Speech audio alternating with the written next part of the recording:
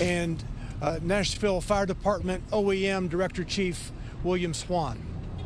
Chief John Drake. Thank you, Don, and thank you all for being here during this unfortunate time. What we know thus far is that we had a male student that was 17 years old that rode the bus this morning to Antioch High School. During the course of the morning, this individual made his way to the cafeteria where he then confronted a 16-year-old, as we identified as a female Hispanic student, fired, striking her. She is deceased. There is another male, 17-year-old young man that was wounded with a graze wound, and he has been treated at Vanderbilt and released. The shooter was 17 years old. He entered into the cafeteria, firing multiple rounds in the cafeteria, striking her, and then before pulling the weapon on himself. From that point, at 11:11, we started receiving calls for service. Officers responded and found the male shooter deceased in the cafeteria. We've been working with our state and federal partners on the identification and notifications of all. From that point, our SWAT team began systematic searches throughout the entire school to make sure there weren't any more victims or shooters within the school. We did not find any more. Since that time, we have started a family assistance center where we've worked very closely with Metro Schools. The Family Safety Center is right behind us at the Ascension Medical Center. We are systematically releasing young students to that location to be connected back with their parents. We've done that systematically so we wouldn't overload the parents or the school system, so that we could get everyone back connected. The investigation is still very much ongoing as to a motive. We're looking into that. There are some materials on the internet that we're looking at that's under the investigation on the initial stages, but we'll continue to follow up on that. We've had a great partnership with Metro Schools, great communication with the fire department, with TBI, FBI, and ATF. And we'll continue the investigation, which will go into the wee hours of the morning. Please look at our platforms for further information. At this time, I will turn this over to Mayor O'Connell. Thank you, Chief Drake. As a city, as a community, it is impossibly difficult to be here once again dealing with the devastation of gun violence in one of our school communities. As a Metro Schools parent, I know how difficult it is to receive a notification of an emergency operation at a Metro school. I can't imagine how difficult it must be to receive the notification that there has been this level of violence in a school community. I want to say as much as I can about my gratitude to Chief Drake, to Dr. Battle, to Director Chief Swan, to our Department of Emergency Communications. The level of first response here once again highlights how important our community of collaboration is. The Family Service Center behind me has been focused on victims and their needs, and we will continue to be focused on that today and for the period to follow. There have been MMPD Wellness Team, there have been the Family Intervention Program. Our Nashville Fire Department's EMS division has been deeply involved in this process, and we as a community will continue to rally to ensure that resources are available to those families who have been directly impacted by this incident, and certainly to the school community. I do want to invite Dr. Adrian Battle up to talk about the Metro Schools response. Thank you. Good afternoon. As you all can imagine, this is a heartbreaking day for the entire Antioch High School community and all of us here in Nashville and in Nashville Public Schools. Today, we lost students in a tragic incident. One student took his own life and the life of a peer, forever changing the lives of their families and everyone who knew them. My heart goes out to these families as they face unimaginable loss. At this time, we are grateful that no additional lives were lost, though at least one student is being treated for injuries. I want to thank the school staff who quickly followed emergency protocols, potentially preventing others from being harmed. Their actions were heroic on a dark day for our school community. I also want to extend my gratitude to the Nashville Police Department and Nashville Fire Department for their swift and urgent response, securing the school and caring for those impacted. This tragedy is under active investigation by law enforcement and district leadership. While we are focused on addressing the immediate situation, we are committed to understanding how and why this happened and what more we can do to prevent such tragedies in the future. Over the years, we have implemented a range of safety measures, including partnership with the MMPD through our School Resource Officer Program, shatter-resistant film, security cameras with weapon detection software, and security vestibules. Unfortunately, these measures were not enough to stop this tragedy. I know there are questions about whether additional steps such as stationary metal detectors should be considered. While past research has shown they have had limitations and unintended consequences, we will continue to exploring emerging technologies and strategies to strengthen school safety. Building strong relationships between students, staff, and SRO teams remains the most effective way to foster these relationships. In the coming days, we will continue to partner with MMPD and our school team.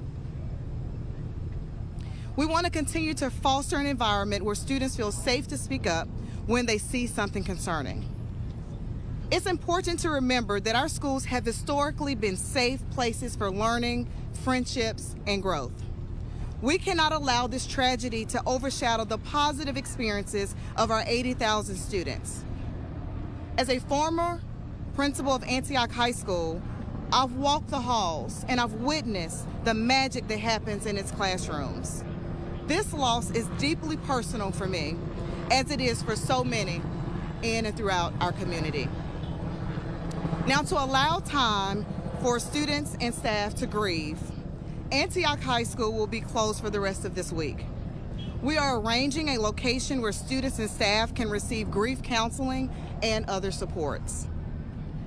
As a middle school student at J.T. Moore, I experienced the pain of losing a classmate to gun violence. I know how deeply this affects families, school communities, and parents everywhere who send their children to school each day. Nashville Public Schools are committed to supporting Antioch High School's students, staff, and families in the days and weeks ahead. I am grateful for the support of our Nashville community as we navigate this very difficult time together.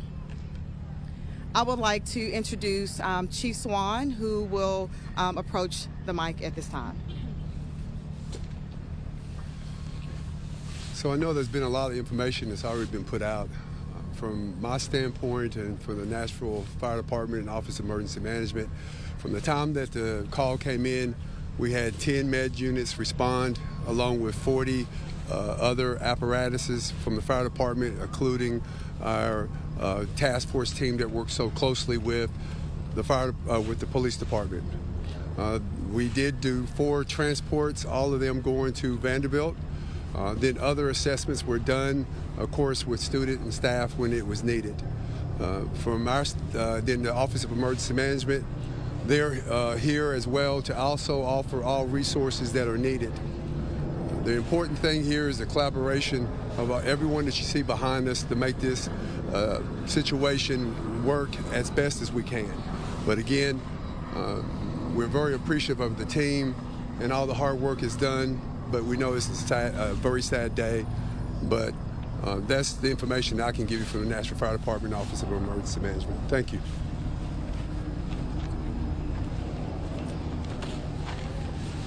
The fourth student who was transported to Vanderbilt suffered a facial injury from a fall. It was not gunshot related. He's a male student and fell. I think he wears eyeglasses and had a facial injury as a result of the fall, and that was the fourth individual who went to Vanderbilt. We will take a limited number of questions from you now. Chief Drake, does this appear to be a targeted shooting? And it appears the shooter may have been live streaming on TikTok. Can you provide us any information on that? So the investigation is very much ongoing. So we're unsure at this time if it was targeted or if it was intended for multiple people. As I said earlier, follow our platforms and we'll put that information out as we gain more information. Our homicide detectives are actively investigating this in conjunction with the FBI, ATF, and TBI. You've been such a proponent of SROs after coming in. What changes since coming in were in place today to help respond, and what could have been in place to try to prevent this? So we've had several things in place. We have, Dr. Battle's done a lot. We've done active shooter training. They put protective film, security access into the building. This individual arrived at school on a bus and was actively a student in the school, went into the restroom, I guess, to retrieve his weapon, and then went into the cafeteria. I would say if there's anything as we progress, to always, if you see something, say something. We believe there's some materials out there, and if maybe they were seen, maybe and said something, maybe more could have been done. Chief Drake, do we know if the shooter had a criminal history or if he has a history of bringing guns to school? That's very much under investigation. I think there was one prior incident, but I'm unsure as to the details, but we will put that out later today. That material that was found online, has it been vetted? Has it been confirmed that is part of the shooter's manifesto? We're very much looking into it, and we'll let everyone know once we get there. Have you been in The victim contact with herself was Hispanic. What services are going to be offered for this diverse community? We know that a lot of the students here are Latino families, and we're getting a lot of calls. They're obviously very distraught and kind of really don't understand what happened. Yeah, it's the same as we do with all other students, and we have our family intervention program. We have counselors that are available. We have members of our department that are from the Hispanic community. We'll do everything we can to make sure all notifications are made, all outreach is taken care of, and any information we'll give to them. If they need to reach out, contact the police department, and we'll help, or the metro schools, and we'll help them with any information that they need. Chief, have you been in contact with the shooter's parents or guardians, and have they been cooperating with the investigation? Initially, we have made contact with a parent, and that's very much it's very much ongoing. So, Is there any information on where the student got the gun? That is an active investigation as well. We work closely with our federal partners, and they're doing a trace on the weapon as we speak. In terms of the reunification that we saw here today, can anybody speak about how that went, if everything kind of went smoothly, and if this site was already predetermined to be that in the event that something like this would have happened? So it was not predetermined to my knowledge. It's we determined to be a great site to have everyone meet a little bit away from the school. To my understanding, it's gone as well as can be expected at this point. As I said earlier, we've done it systematically. We didn't want to overload the school, the Ascension Center, or the parents. And so systematically we've released a limited number of kids and got them connected back with their families. And that'll keep going until every kid is back safely with their parent. So. Do we know how many bullet shots the victim received, and if the shooter maybe had more ammunition? So there was multiple rounds that were fired inside the school. Investigation would tell if there was other magazines, other ammunition, and all that. As it unfolds, this will go into the wee hours of the morning, and we'll have more information later. Thank you all very much. Thank you. Thank you.